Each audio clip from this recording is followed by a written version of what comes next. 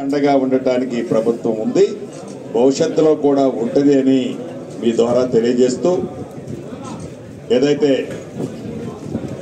Maddulapalli market yard దీన్ని గత ప్రభుత్వంలో మొదలు పెట్టారు.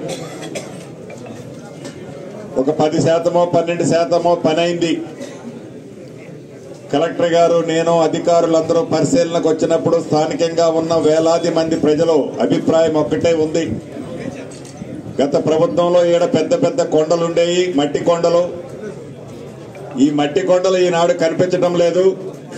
ఈ మట్టి కొండలతోనే కోట్లాది రూపాయలు గత ప్రభుత్వంలో పెద్దలు స్వాహా చేశారు. మళ్ళీ ఆ మట్టి కొండలన్నీ గ్రౌండ్ లెవెల్ కంటే బిలో లెవెల్ తవ్వి మళ్లీ ఫిల్లింగ్ చూపిస్తున్నారు అన్నది ప్రజల ఆరోపణ ఉంది. కలెక్టర్ గారు, నేను దాన్ని పరిశీలించాం. సంబంధిత అధికారులు ఎవరైతే ఉన్నారో దాని మీద తప్పకుండా విచారించి కలెక్టర్ గారితో చెప్పాను. మైనింగ్ డిపార్ట్మెంట్ ని దాన్ని పంపించి వెట్ చేసి తప్పకుండా దాంట్లో ఎవరైతే తప్పు చేశారో తప్పు చేసిన వారిని ఈ ప్రభుత్వం ఉపేక్షించదని కూడా ఈ వేదిక ద్వారా తెలియజేస్తూ, ఒక్క మార్కెటింగ్ డిపార్ట్మెంటే కాదు, ఏ డిపార్ట్మెంట్ లోనైనా ఇది ప్రజా సొమ్ము, ప్రజల సొమ్ము ప్రజలకే, సామాన్యుడికే చెందాలి అన్నది ఈ ప్రభుత్వం యొక్క ఏకైక లక్ష్యం.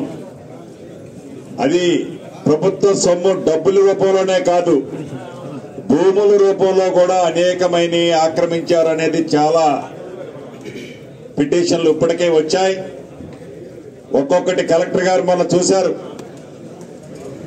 ఆనాటి ప్రభుత్వం 59వ జీవోని పేదవాడి కోసం ఎవరైతే ప్రభుత్వ స్థలాలు గతంలో ఆక్రమించి వాటిని డబ్బు కట్టలేకుండా ఎంజాయ్ చేస్తున్నారో వాటి కోసమని 59వ నెంబర్ జీవో ఇస్తే ప్రత్యక్షంగా ఒక కార్పొరేటర్ తన ఏరియాలో ఉన్న ఒక ప్రభుత్వ స్థలాన్ని సుమారు 2.5 నుంచి 3 కోట్ల విలువ చేసే స్థలాన్ని కబ్జా చేస్తే ఒక మీడియా ద్వారా వచ్చిన ఆధారంగా కలెక్టర్ గారు దాన్ని ఇన్డెప్త్ గా స్టడీ చేసి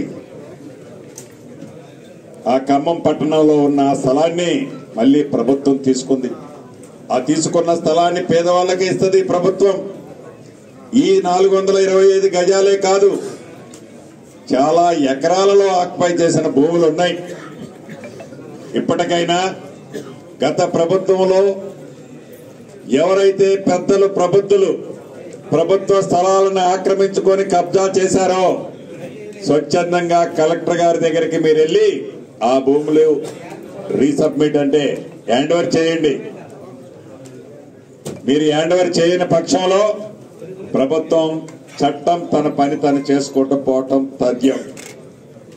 అది ఎవరున్నా, ఎంత పెద్దవాళ్ళున్నా, ఎంత ముఖ్యమైన స్థానంలో గతంలో అనుభవించిన వాళ్ళున్నా ప్రభుత్వ స్థలాన్ని వదులుకునే ప్రసక్తి లేదు ఈ ప్రభుత్వం.